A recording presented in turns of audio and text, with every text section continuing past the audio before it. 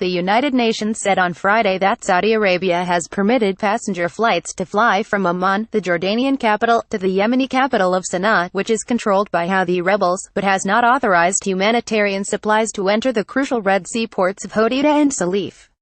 It is unclear what supplies will be able to be transported by plane.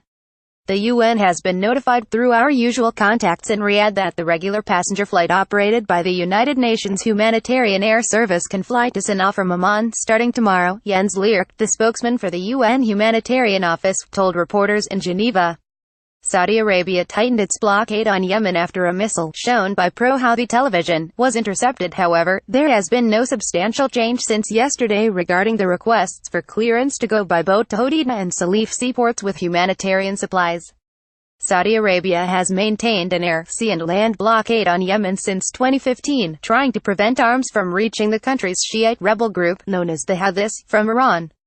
The blockade intensified after Saudi authorities intercepted a long-range missile, which they said had Iranian markings, near Riyadh airport.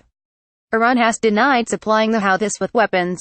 Read more. Opinion suffering in Yemen is on Saudi leaders' hands. Yemen's war explained in 4 key points. Seaports still closed. The UN and other advocacy groups have pressured the Saudi coalition to allow aid into Yemen through the Hodeida and Saleef seaports, which the coalition had said they would reopen. A lack of fresh water has exacerbated a cholera outbreak in Yemen. One flight from Amman to Sanaa is not going to change the overall picture all that much, Leerk said. What really matters is that the resumption of these flights becomes sustainable.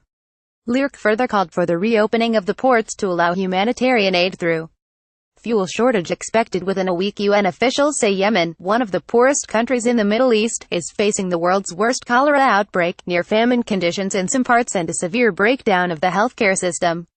The UN humanitarian agency OCHA also said on Friday, saying that supplies of petrol and diesel are expected to run out in the coming week and the largest fuel importing companies will no longer be able to supply the consumer market. We stress the critical importance of resuming also commercial imports, in particular fuel supplies for our humanitarian response, transportation and so on, and for water pumping, Leerk said, DVKMSAFP, AP, Reuters.